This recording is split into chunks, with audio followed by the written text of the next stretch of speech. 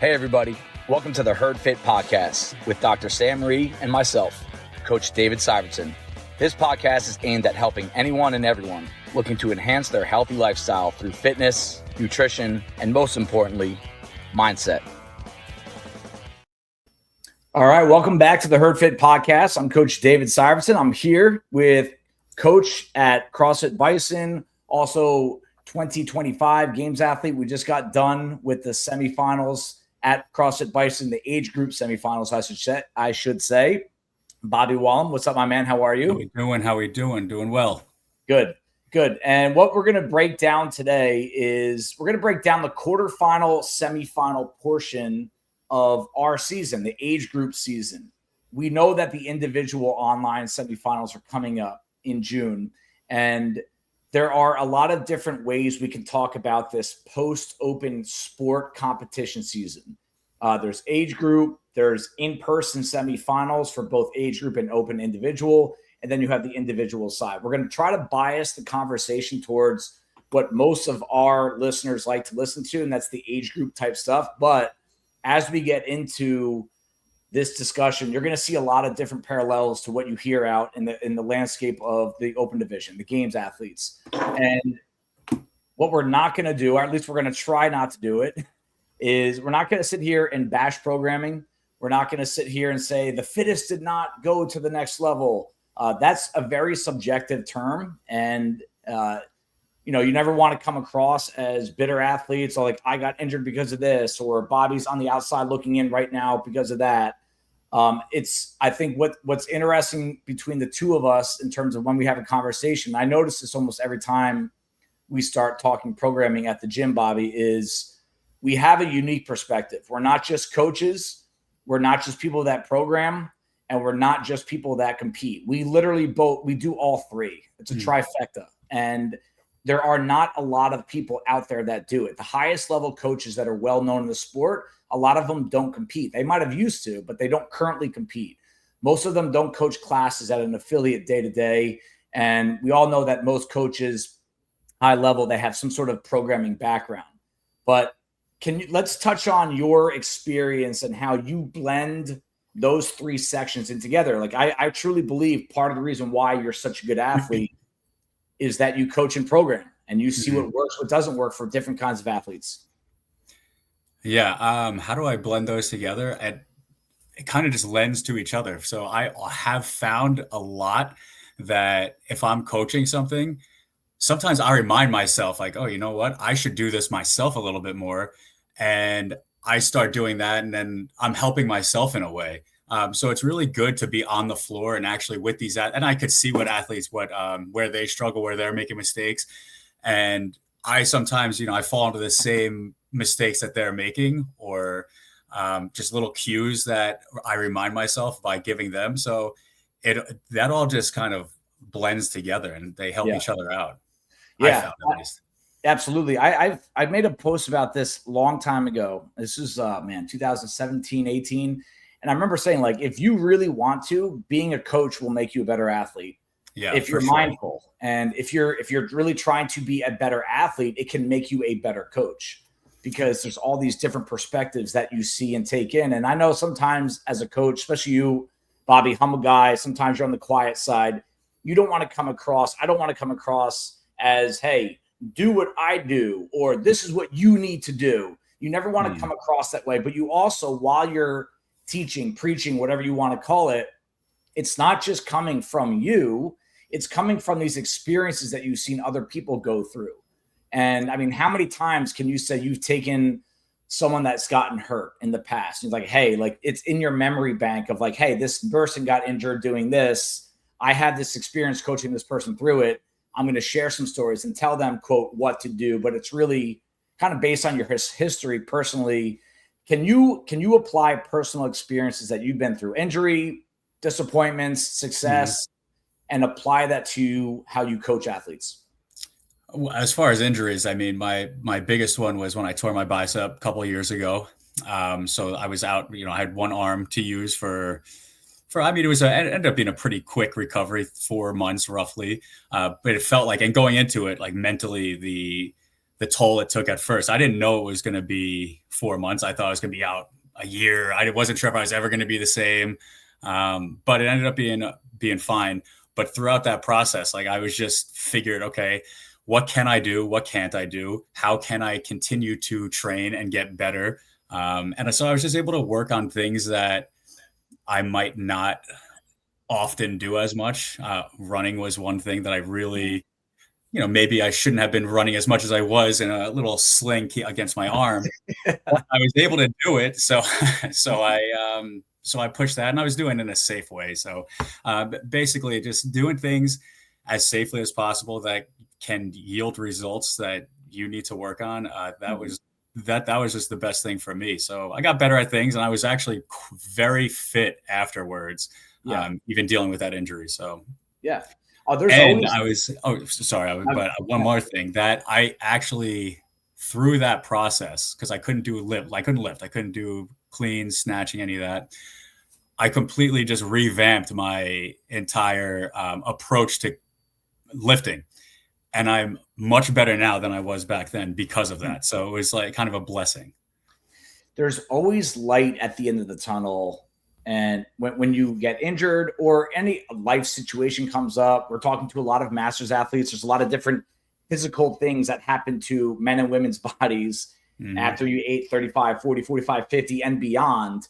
And it's easy to get down on yourself. I think it's common to get down on yourself. I mean, we hear it weekly. The body doesn't feel like it used to, or I can't recover, or I can't do what I used to do. And there's two ways to approach it. There's one, negative, and two, positive. There's light at the end of every tunnel that you have to go through. And this isn't going to be a sob story masters. Hey, you can bounce back from injuries too. We're kind of introducing the idea of, if you got smacked around in this season, right, there is a response to it that can make you better in the long run.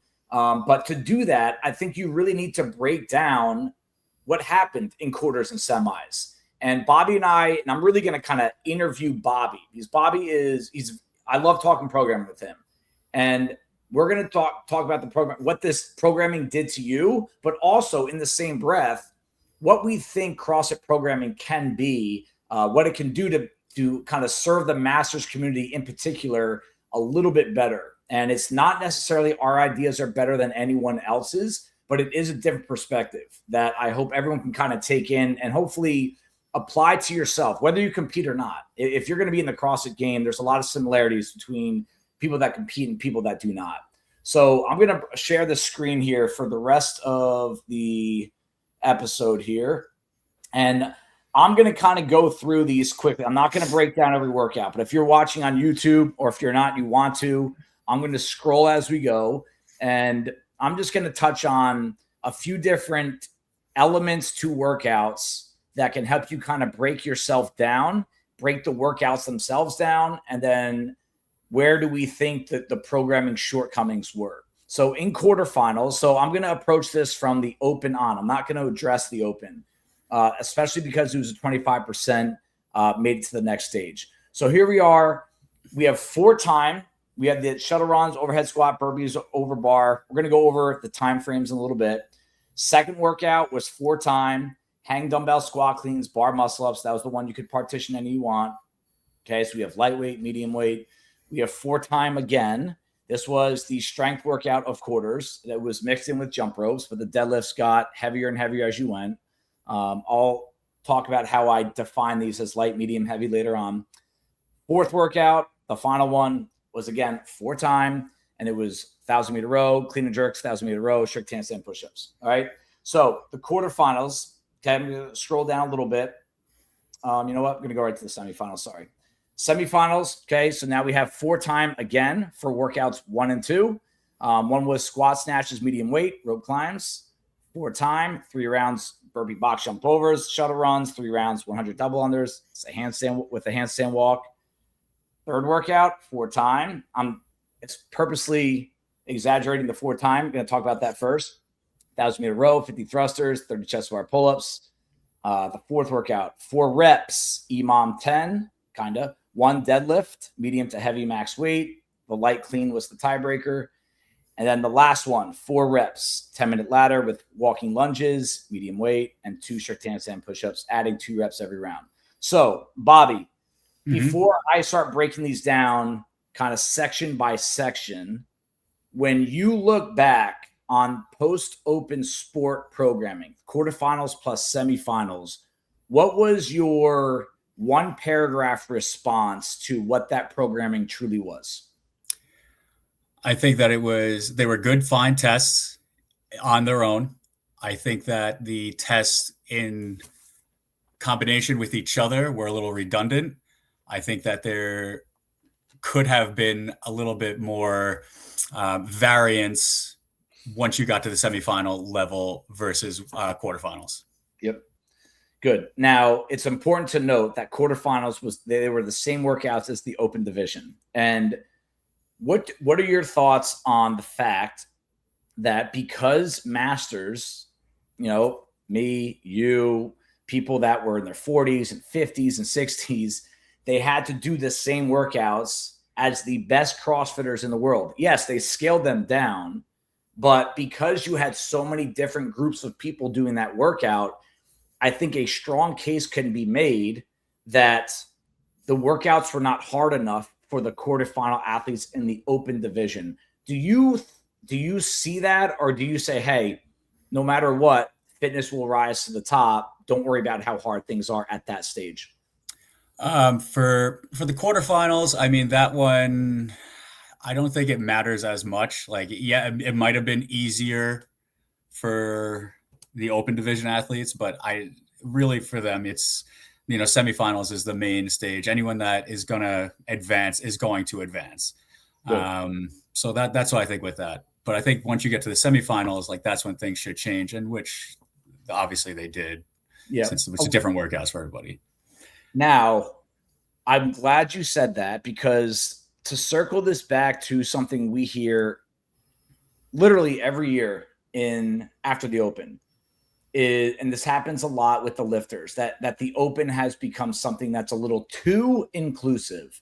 They don't go heavy enough, or they don't go high skilled enough. That would be hard to say this year because of the ring muscle up factor. But what is your response? I don't know if we have the same response or not. And there's no right or wrong here. Yeah. If someone comes up to you after the open and says, in this 25% era, and says, hey, I don't think these workouts are a good enough test to get the fittest people to the next stage, what is your response to that? I mean, it's probably not a good enough test because it's only 3 weeks, but still the fittest are going to be there regardless. It doesn't matter. Right.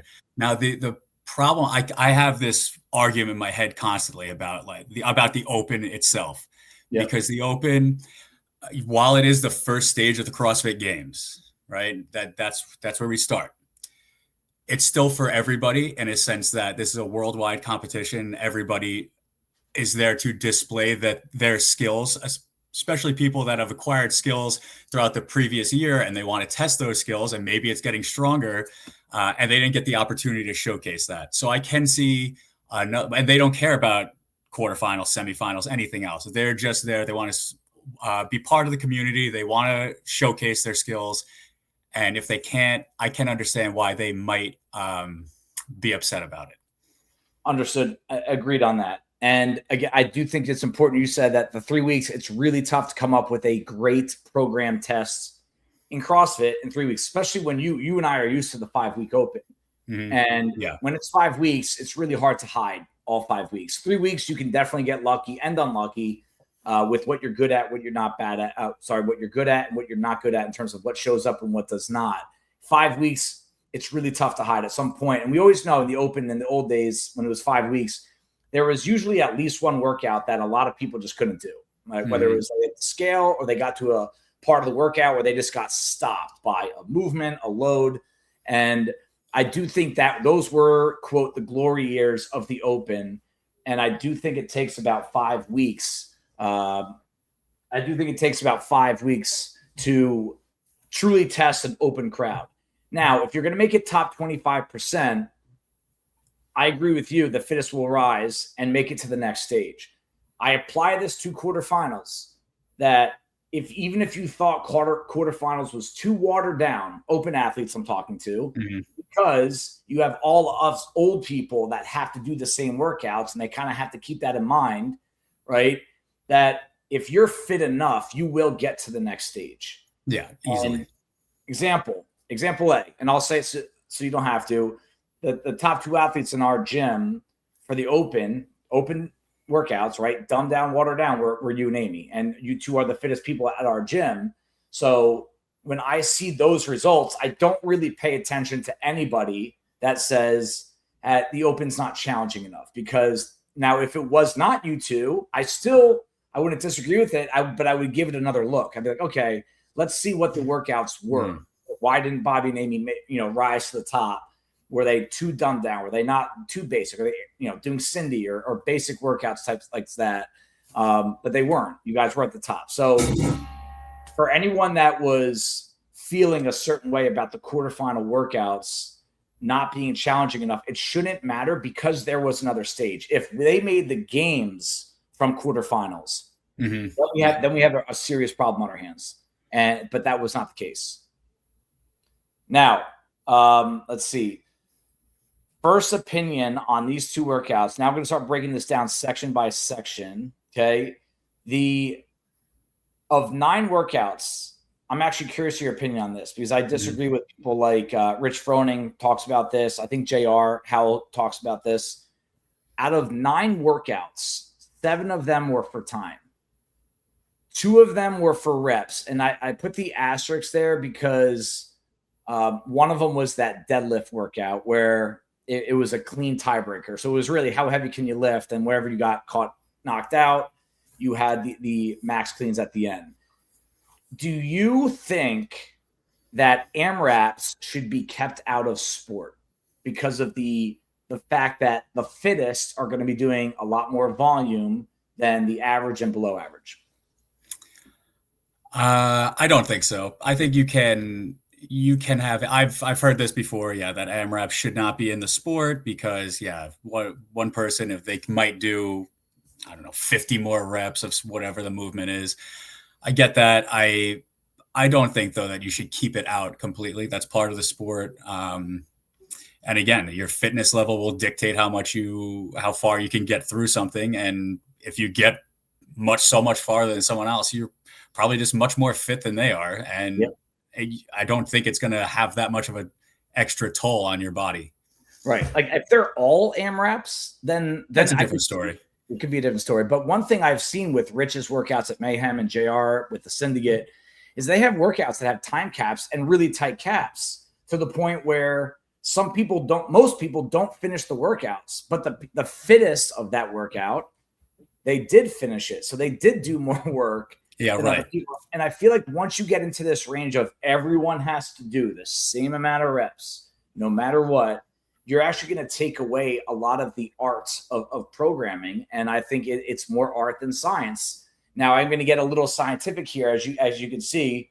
But I'm glad you kind of feel that way as well, because I not that, I need you to agree or we need to all agree, but I believe back in the day, again, glory days of the open, where it was growing, most, if not all of the workouts were AMRAPs. There's a lot of them, I want to say, man, I may be wrong on this, but I think the first 4-time open workout was 5 or 6 years in, meaning all of them were AMRAPs at a certain point. Different in that they're a week apart. So I know that you have everyone has a week to recover before you do another workout, where these are in a tighter time frame. But a huge part of CrossFit methodology needs to be put into the sport. And a big part of the methodology is variance in how you score things. When I see this right now, my solution for this, because I'm big on, not solving the world's problems, but don't bring up problems if you don't have a solution. I think generally speaking in sport, CrossFit, right, beyond the open, okay, is 50% of them should be for time. 25% should be for reps and 25% should be for loads. And I know loads can be a hard to test. It doesn't always need to be a 1 rep max, but it could be a load that prevents you from moving on. Your score can still be reps. Do you believe in that kind of blend of art science? Can it change year to year? Because right now this ratio is way off. 7 out of 9 workouts were for reps, so we're not even close to that variance that I have in blue for those watching on YouTube. Any thoughts on having some sort of scientific requirement for what sport programming should test?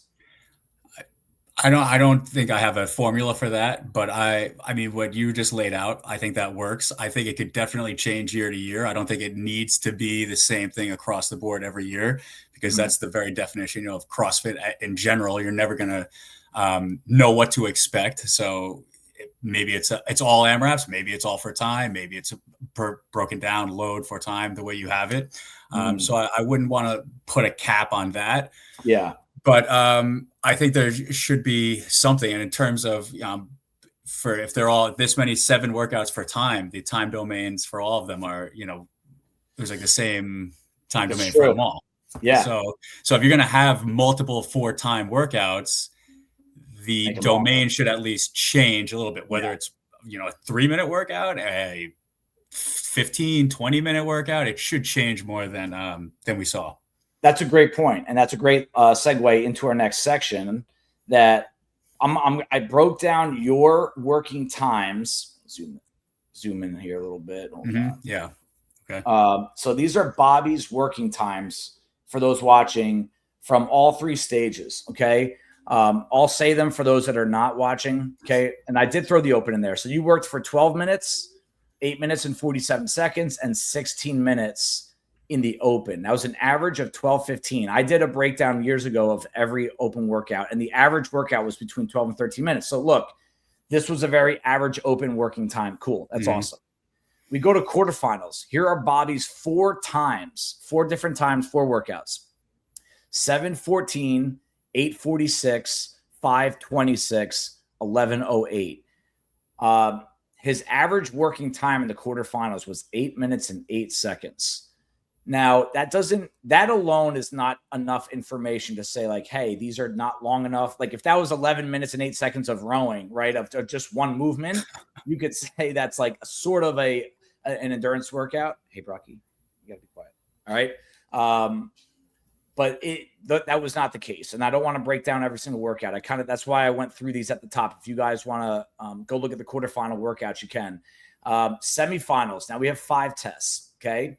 7 minutes and 37 seconds, 12 minutes and 41 seconds, 13:42, 10 minutes, which was a EMOM. Not almost all of that time was standing around, just deadlifting. So that really wasn't 10 minutes of working out, but it was a 10-minute workout. And then the last one was an AMRAP 10. Okay. Average working time in semifinals was 10:48. Why am I using Bobby as an example? Bobby he's just very consistent, whether it's the open, the quarterfinals, semifinals, games. Like literally, if anything, he kind of gets better as the workouts get tougher. And I think this is, so I know that not everyone listening can relate to Bobby, but it's good to know where how long an elite athlete is working. Like I know many of you, myself included, we worked longer on average. But when you look at the ratios and you look at the longest time that Bobby, who was trying to make the games, the longest he worked in quarterfinals, semifinals was 13 minutes and 42 seconds. That doesn't sit right with me when you're trying to get the fittest people to the next stage. So this is where I am somewhat critical of CrossFit. I'm going to show you. So you know what, Bobby, before I go into that breakdown, I want you to touch on, I'm assuming you didn't know what your average working time was for quarters of semi. No, I did not. You did know a lot. You do know a lot about programming. You know yourself, and you know the tests. And we're going to break down these tests a bit more specifically. But where do you stand with, if I'm trying to find the fittest person at Bison or in the world? Where do you start bringing up time domains? Like what should be tested and what should not, and why? I mean, I think you do need to have some type of long test, whether that's an AMRAP or whether it's something that it's a 5K run, like it's just one single modality. I think you do need to have something that's going to be longer. I think you need to have something short as well. Even these short tests are probably longer than like a really like a hard sprint.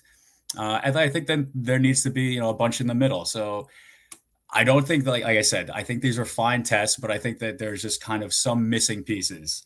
Um, and I would have to, and I definitely a strength component would need to be tested as well in some capacity. Absolutely. Yeah.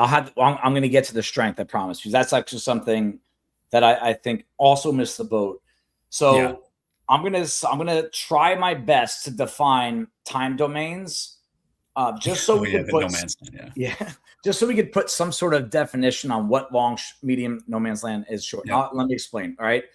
Long in CrossFit sport. Okay. I know high rocks and endurance athletes are going to laugh at this, but when you look at long workouts for CrossFit, I'm defining them as 16 minutes or longer. Okay. Medium, which is where a lot of CrossFit workouts reside, 11 to 16 minutes. And then short is 3 to 6 minutes. Like think Fran type workouts. Now, I left one out. There's called no man's land, between 6 and 11 minutes. And I love that. This is a great time domain to test fitness. But I don't know if we can call these long or short or even medium. Like sometimes a 6 to 7 minute workout can be really quick. Like we have one of these on Tuesday after we front squat. I think that's the day I put that workout, the half row Hoyt. It is. Yeah. And that's in a really intense 6 minute period. But I can't call it short, but it's definitely not, I can't call that medium or long either. So I call it no man's land.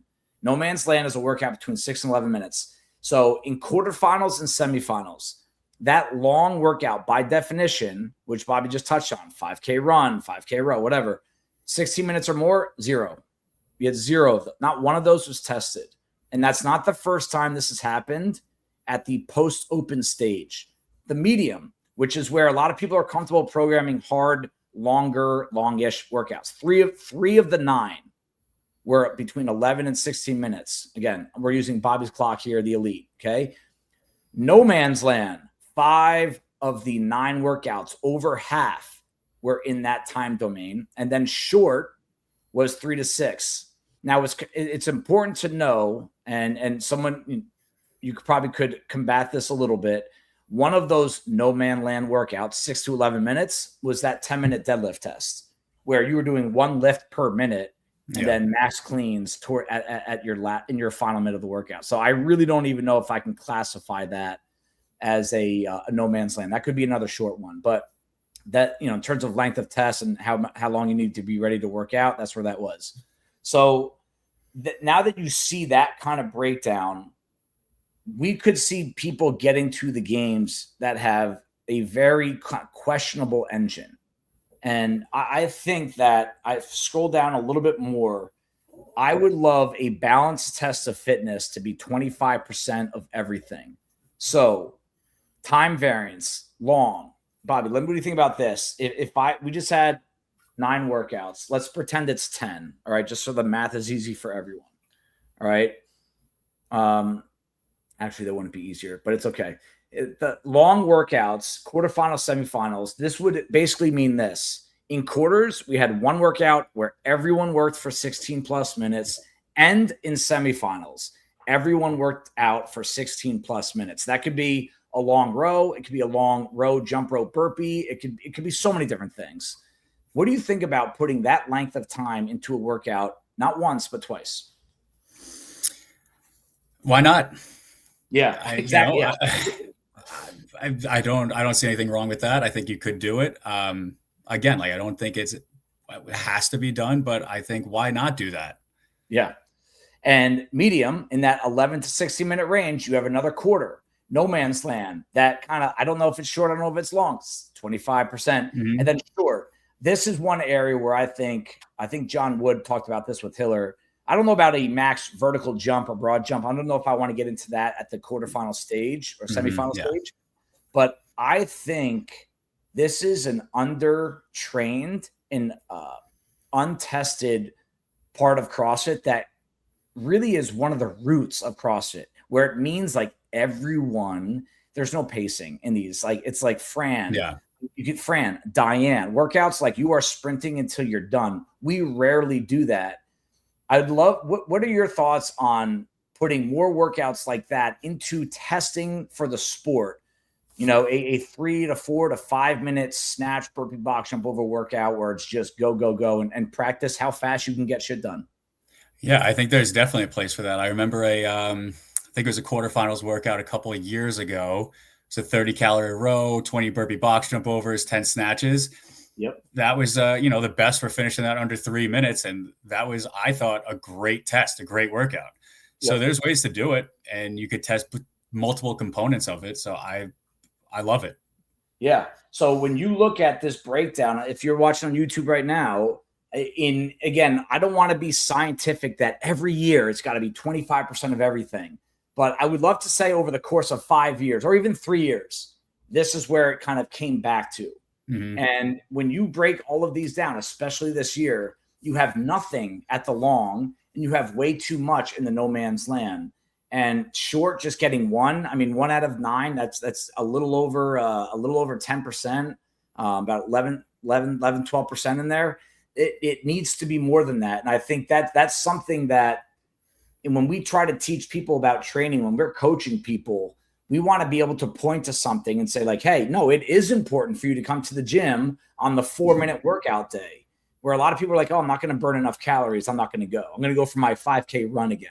Right. Where these are days where I really do think it could help us coach athletes to say, like, because right now, if you're an athlete, why wouldn't you just train over and over in these medium to no man's land time domains? And a lot of people do that. And I actually think you don't give enough credit to the people that have more endurance or have a really short burst. There's a lot of athletes in our gym that if there were a couple workouts, even in the open, that were in that short time domain, 3 to 6 minutes, we would see a very different leaderboard. And I think that is a challenge for programming. If you were going to program 10 fitness tests for Bison Bobby, you would, in your ideal world, you would have someone different at the top in every single workout, because that means you had enough variance in that test. Yeah, for sure. I agree with that. Now, this is one where I think you're going to have an opinion on. Okay. Loads. Now, again, subjective, I know. What's light for Bobby is not light for a lot of people. And you could go down the chain. There's a lot of different levels of strength. But as you see, that's why when I talked about these workouts at the top, when I was just talking about how often we were seeing lightweight and medium weight and lightweight again. I want you guys this was based on athletes that were potentially qualifying for the next stage. All right. Or at least had a shot at it. So there were 11 different loads in the quarterfinals plus semifinals. Okay. 4 of them were, I would categorize light, meaning whatever reps you had to do, you were doing them unbroken. Pretty much every, or at least like sets of like 20 to 30 reps, right? Again, 60 example, a 65-pound thruster is incredibly light, but you had to do 50. I'm not expecting 50 unbroken there, but it's a light load. Medium load would be 1 or 2 sets, basically every single time you're there. And then heavy with an asterisk is either a max lift or loads that increase to the point where you are getting held up by that weight. When I look at what we did in quarterfinals and semi, and I'm not a strength guy at all, I actually prefer to not see a lot of strength. I even have to admit that light and medium were almost the entire test of CrossFit. I want to hear your thoughts on how often, not the movements yet, but how often do you think a true strength test should be tested? That's part A. And part B, should it be in workout fashion or a max lift fashion? What are your thoughts on that? I think it depends on what you're defining as a strength test. As far as how many times I think it should be applied. But in terms of 1 rep max versus like a test in a workout, I know a lot of people get like, oh, there needs to be a strength test. It needs to be a 1 rep max. I don't necessarily think that. I think it could be, and they've done multiple examples of this last year, testing heavy Isabel. Like that was cool. It was a great test. That was a strength test for sure. So there's definitely different ways to do it. And I think they could have done it this year. Yes, there was just, I think, not enough variance in terms of loading to make a big difference. So I do think that they missed a little bit with that. Yep. I completely agree with you on the, hey, should we just tell someone you have 10 minutes to find a max lift? Should we do a workout and then right after part B is a max lift? Or should you do the workouts where the loads just get heavier and heavier as you go, or an Isabel type with just a crazy weight? Again, the answer that you and I are always going to circle back to, I think, is there is no right answer. There is no weight that you have to do it. You could, again, you want variety. You want to have a 1 rep max test 1 year. 1 year they tested the CrossFit total. I thought that was awesome. Right. Yeah. But again, those were for loads. Like those scores were for max loads. I believe that in any CrossFit season, you should be able to look at the programming from post opens competing, whether it's regionals back in the day, quarterfinals, semifinals, and I think at least a quarter of it should have a heavy feel to it, stimulus wise. Now I know that a 185 snatch for me 30 times would be heavy. That would take me a long time. For you, that would be a little bit like, hey, how fast can I get that done? But if that was thrown into masters competing, all right, especially my age group, that's heavy. That's a heavy load. Okay. So it does, but it doesn't. Next year, fine, we can go 1 rep max clean and jerk. That's also a heavy load. I think 1 out of every 4 tests should be the heaviness of the workout is going to stop people or slow them down, or it's going to be a max load test. Lightweight, the 65-pound thruster, the 50-pound dumbbell snatch. Hold on, something just popped up on my computer. Sorry. Later, please don't record. Okay, good. Like those things, they should also show up. I want you, a strength guy, to touch on light weights in sport and how important it is to have them in high-level sport. A 65-pound thruster. Bobby, when's the last time you did a 65-pound thruster in a workout? Be real. Oh, my. 65-pound thruster I've not done for quite some time. 45 I've done just because a couple workouts have had them. Jackie, for one, which we tested, but just not with a 65-pound barbell. It was, I was surprised to see that programmed, but again, you just deal with it and do it, just do it. Yeah. And so I wanted you to touch on, as a coach, even as a programmer, why is it important to see those light loads thrown into workouts sometimes? The lighter the load, the faster you could go. So it's, as long as it's your technique obviously is sound, you should be able to maintain better technique with a lighter load. But if you're competing and you want to move faster, the only way to do that is with lighter loads. So moving with speed can translate and help you and make you stronger as well.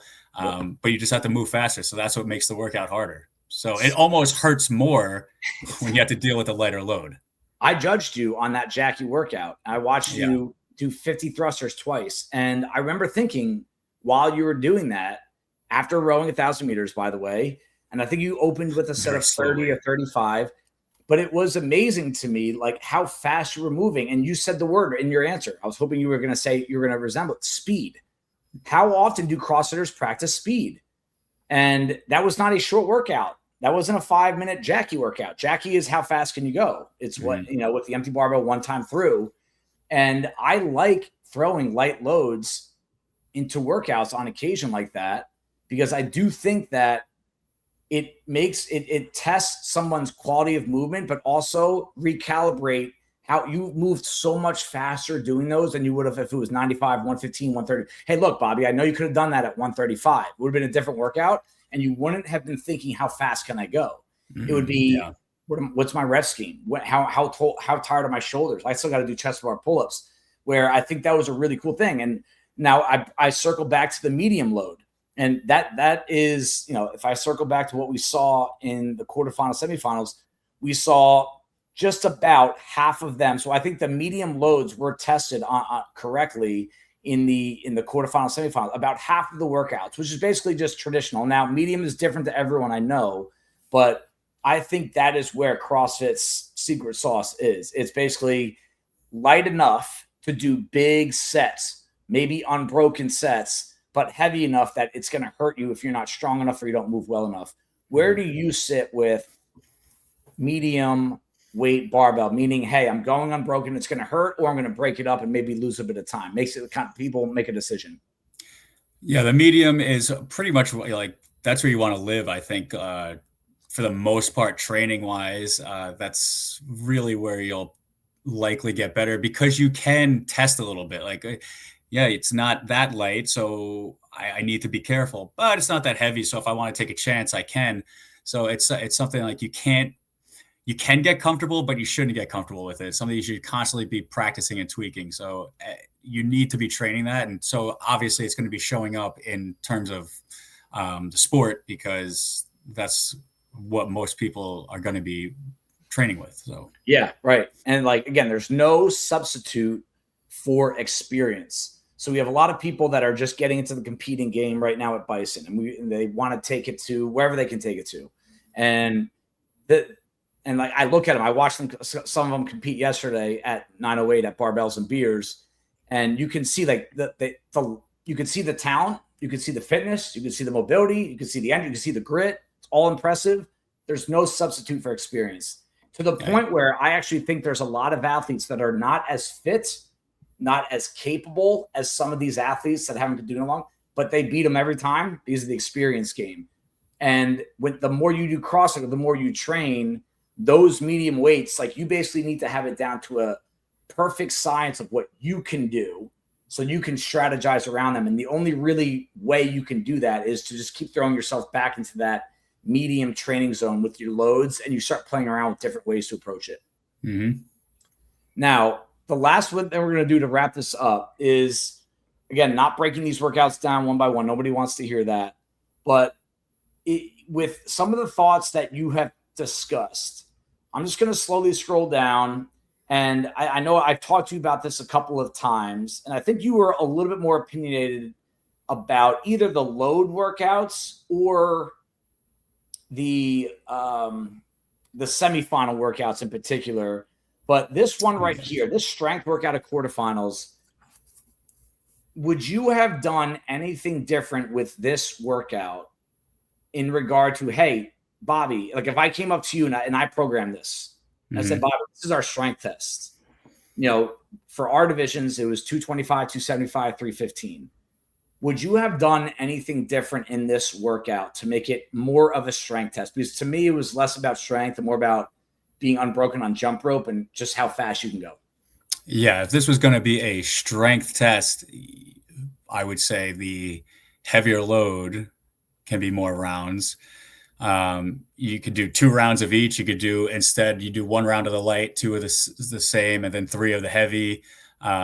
There's definitely different ways that you could have done that, or just changing the loads in general to make them heavier. But this definitely was not a true strength test. Agreed. And I think one thing you and I both agreed on was like, you could have just made all the bars heavier, right? Or two rounds of everything. So basically you're swapping out a 225 round and putting in a 315, because we saw athletes that are, I wouldn't say they're big lifters. They got to that last one quickly. They struggled, but hey, it was only 1 round. They had to do 10 hard heavy. Imagine 10 more of them. Yeah. That would have been very different. That would have been a different test. And again, I think when you play things out in your head, you have to try to say like, hey, I'm trying to make the strongest athletes do the best in this workout. And I think you would have seen a different result if you made them do that last one a couple times rather than that first light load 3 times. Let's see. Sorry, wrong mouse. This workout, okay, again, this workout did come down to, so I'm looking at everyone. I'm looking at the 1,000-meter row, 30 clean and jerks at lightweight, 30 strict handstand push-ups. Again, I know subjective lightweight, but basically you were trying to get through those in very quick singles. Everyone was, right? This one came down to the strict handstand push-ups. When you're just looking at this workout, did you think it could have been done differently? Like, could it have been ascending clean and jerk weight?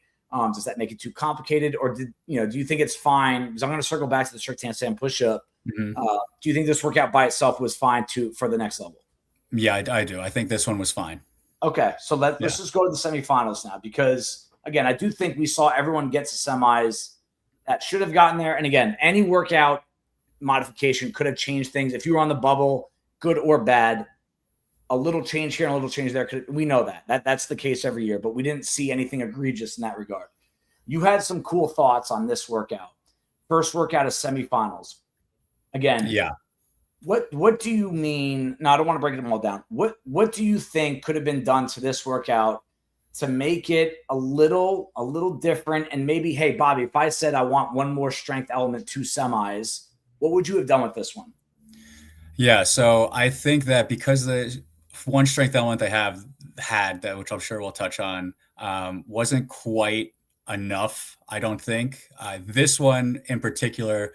I would have started 5 rounds, same way, same squat snatches, but I think I would have done 9 reps on the squat snatch for the first one at 135. Okay. 7 at 155. Okay. 5 at 185. Okay. 3 at 225. And then 1 at 245. Ooh, nice. And that would have been your squat test. Yeah. The squat snatches. And you would have done the same 3 rope climbs every time after them. Yeah, I love it. And would have kept the cap the same. I think the cap was it was a long cap for 15 minutes. Yeah. Would have kept that same cap, I think. Yep. I think that would have definitely obviously been a different test. And I think it would have been a better strength test for the semifinal athletes. Completely agree. Because this one, tell me if I'm wrong, this one came down to grip capacity more than anything, right? Yeah, it came down to grip capacity. I would say for the most part. Yeah, of course. You definitely was heavy breathing. I mean, this was a great workout overall. I loved it. I just think that it could, like, if you were going to make it a little more strength oriented, that could have been a way to do it. Yeah. And again, Bobby's not looking at the workout individually. He's looking at, in his head, he already knows what semifinals tested. So if there was if the semifinal programming after this was a little different, this workout's fine. It was a Fran. I've had Fran long after that for a day. 100%. So the problem with it, I kind of want to skip this for part right now, because when you go to, let's talk about the strength test again. Because again, right now, what you did to that workout, Bobby, was you made it a strength test more than anything. Mm-hmm. Now, and you could have had tiebreakers, and people could have done well enough if they can't snatch that final weight, or even in my case, can't snatch those final 2 weights on a day-to-day basis. So I would go after the tiebreakers. But if this was the primary strength test, I think Bobby's workout was really important to make heavier, because you already know who the best deadlifters or who are really good deadlifters are in that gym from quarterfinals. EMOM 10, 1 deadlift, medium to max heavyweight, light clean tiebreaker. I want you to touch on what your thoughts were about this workout when it came to testing strength and where it might have fell short. It could have been a great strength test, but in my opinion, you can't put a cap on the weight. They put a cap. Of course, it was heavy. It was 500 pounds. It's not like everyone's lifting that. Although I think in my division, nearly everybody finished it. A very large chunk finished it. So then it just becomes a test of cycling a barbell. Yep. And those reps can get a little bit dicey. And if I'm 6 foot and someone is 5'7", and we have the same exact fitness level and similar strength level, and they could just move faster because they're smaller than me, and it becomes a barbell cycling test, and the deadlift doesn't matter. So they definitely, I think, could have just allowed the athletes to keep building, or give you 10 minutes and build to a 1 rep max. It could have been different. But I think they dropped the ball with that one for sure. Yeah. Yeah. Or they could have just made it even heavier, right? Like start at 350 and you're going up to 600 or something. Yeah, right. If you want to keep it the same idea and put a cap on it, make it so no one's going to finish it. Right. 800 pounds. Yeah. And I like that, because again, I do think that brings some of what we touched on earlier. It makes everyone get to failure, right? Like it almost wasn't fair. Like in some ways that you would deadlift the bar 5 more times than someone. And I know the scores reflected that, but it does, the rest of the weekend, it can be affected by that. What I actually liked your idea that instead of the tiebreaker being 135 cleans, which at this level, the semifinal level, that's something most people are holding on to for the full minute. So why not make it a 185 clean and jerk? Where 225, make it something that if it's going to be a strength test, keep it a strength test. So while, the deadlift still won't really matter, right. You still get to your 500-pound deadlift and then you'll move on to the barbell. Right. And make it a heavy clean and jerk. Yeah. I wonder if they're afraid of people getting hurt. And I'm going to try to wrap this up soon, but because again, I can do this all day because again, when I second guess, I know you're the same way too. I want to make sure I'm not coming across as like they're wrong. This is what I do to myself when I program. Same. Yeah, of course. Yeah. Like you try to second guessing. Yeah. And I love when people second guess me too. But the like yesterday's bison workout, I got a couple of texts about that one. But no, you don't want to program recklessly, right? Like Bobby, if you were programming semifinals, you wouldn't do like 1 rep max back squat, max pistols in 10 minutes, and then 150 thrusters into 150 wall balls. You wouldn't do that. You don't want people getting hurt. But I do think there's a line. You definitely wouldn't do that for a gym. But when you go to sport, and I like what you said, if you're going to make it a strength test, keep it a strength test, meaning maybe you can't even clean 225, after all that part. And or you're going to get hurt trying.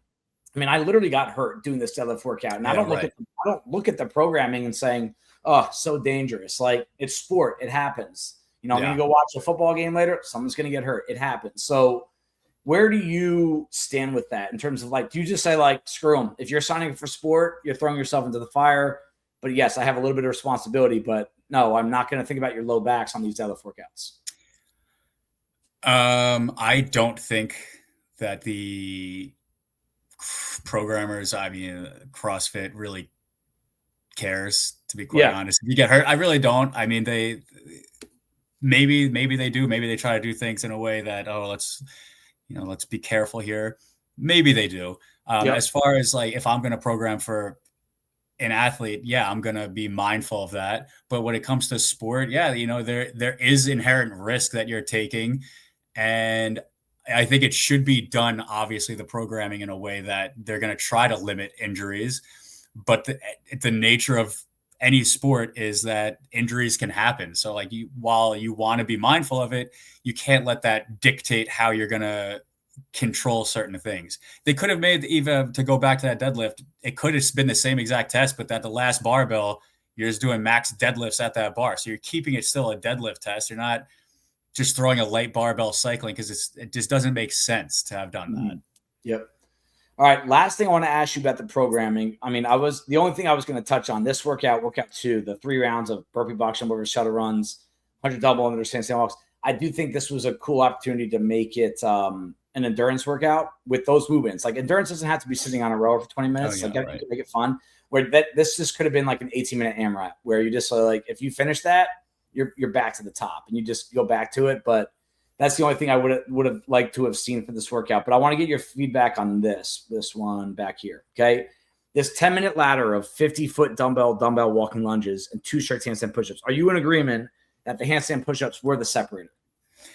Yeah. Okay. Yeah. So, and it's coming from someone that I hate lunges, it wouldn't have been an issue because you're going down and back one time. I'm not saying they would have been easy. Definitely added intensity to the workout, but it was what's your strict handstand push-up capacity? When you are talking about blending quarters and semis together, and it feels like they didn't talk to each other, there were some similarities. We rode 1,000 meters twice. I don't think, in both quarters and semis, but would this have been a better workout, Bobby, if this turned into either a pull gymnastics, meaning ring muscle ups, same rep scheme, right? Bar muscle ups, same rep scheme, or you could have even done toes to bar and just started. You could have done 5 toes to bar and add 5 per, because we didn't do toes to bar at all on all 3 stages. Because do you agree that having strict handstand push-ups as a separator at both quarters and semis, and then for most people the deadlift was a separator for quarters and semis, you feel like there was something missing from the variety, from the variance of who was doing well and what was being tested. Do you agree, disagree? What are your thoughts on that?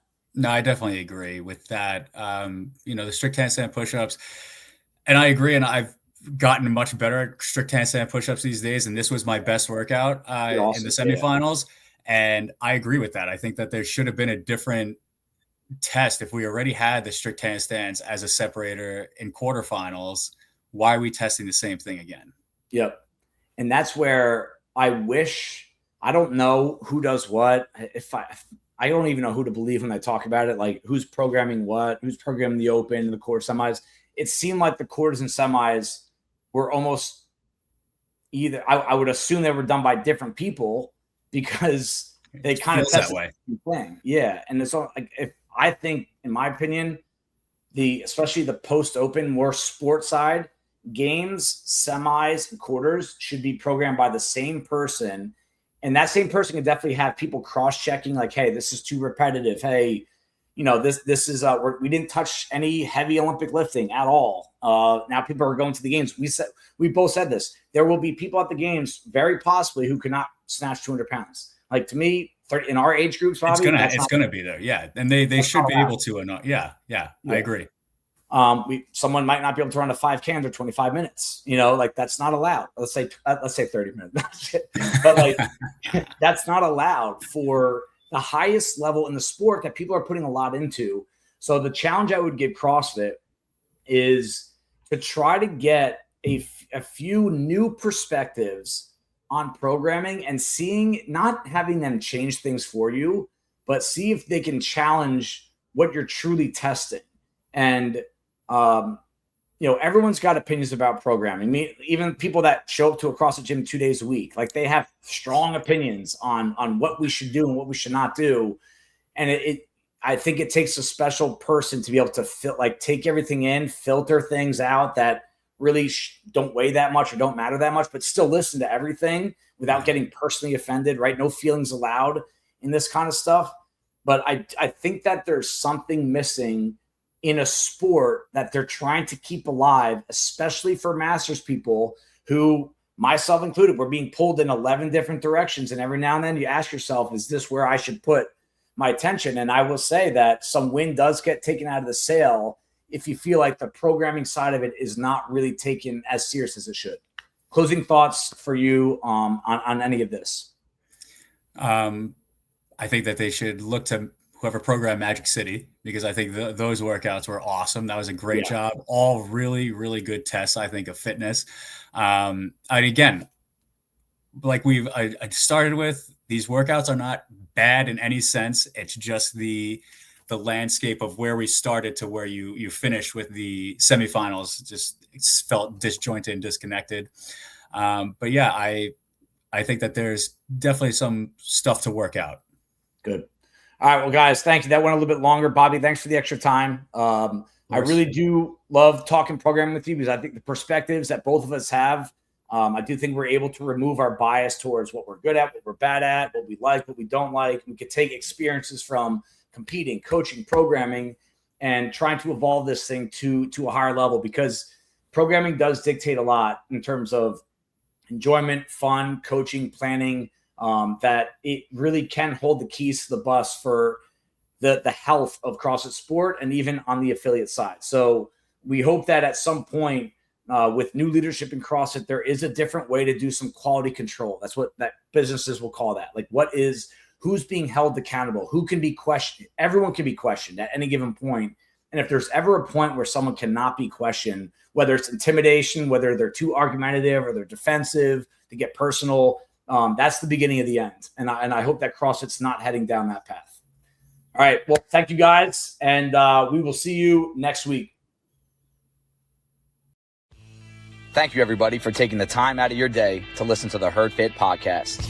Be on the lookout for next week's episode.